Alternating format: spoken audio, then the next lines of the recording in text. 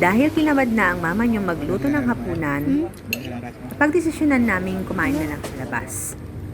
At ito ay dito lang namang laman sa aming bayan. Isang sikat na kainan dito sa bayan ng Mabini na kung saan mura lamang siya ngunit sulit na sulit naman ang pagkain. 8 to 10 minutes ang biyahe kaya napagdesisyonan na naming sumakay sa sasakyan kaysa mag-tricycle dahil sa mga panahon na yan ay medyo umaambon-ambon na. So madadaanan natin ang bayan ng Mabini bago tayo makarating sa aming pupuntahang kahinan. Medyo nagahan namin ang pagpunta dahil siguradong dagsahan na naman ang kakain sa restaurant na ito. At tama nga ang naging desisyon namin dahil makikita mo na wala pang masyadong nakapark na mga sasakyan dito sa gilid ng kalsada. At eto na nga malapit na kami sa aming paboritong kainan. Ito ang aming paboritong kainan, ang Kuya Vans.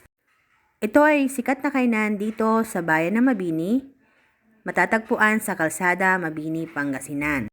Madali lang itong matagpuan guys dahil nasa gilid lamang siya ng kalsada at meron silang karatula, meron din silang contact number dyan. So nauna na akong bumaba at alam kong mga anak ko ay naalalayan pa si mami. At nauna na rin kami pumasok ni Habi para makapaghanap kami ng mapipistuhan. At dahil nga napaaga kami, ayan, kitang-kita na wala pang mga customer. So pinili namin na doon kami pumesto sa baba kung saan sa lilim lamang ng puno kakain.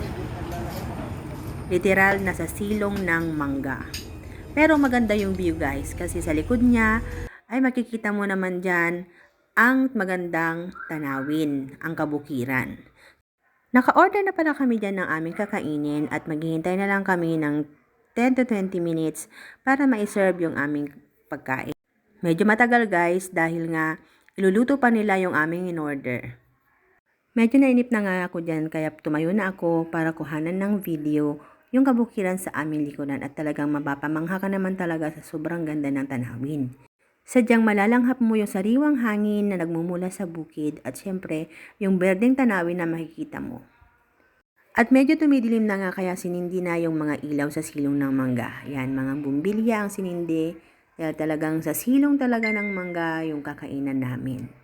Medyo bored na rin yung dalawa kong anak dyan kaya kung ano-ano na lang ang kanilang ginagawa. Si Ayan kung saan-saan napupunta, lipat siya ng lipat. At ayan, sinerve na nga pala yung aming order. Nag-order kami ng inasal. So dito guys, ang kanilang inasal ay talaga namang napakalinamnam. Juicy at saka napakalinamnam. Sabayan pa ng masarap na sausawan. Hindi pala ako nag-diet dyan guys. Nag-extra rice ako kaya naman busog na busog ako. Ayan, naka-dalawang rice na yung plato ko. Hindi ko pa ubos yung isa. At nag-order na rin kami ng halo-halo. At hindi ko na rin maubos ng halo-halo ko dahil sa sobrang kabusugan. Inutusan ko na rin pala yung aking anak na iligpit yung pinagkainan namin, ibigay dun sa loob at itabi yung mga buto ng chicken para sa alaga naming aso. Ayan, halos hindi na kami makatayo guys, sobrang kabusugan. Naghintay pa kami ng mga ilang sandali para umuwi. At ayan na nga, umuwi na kami, bit-bit ang mga buto ng chicken pasalubong sa aming alaga.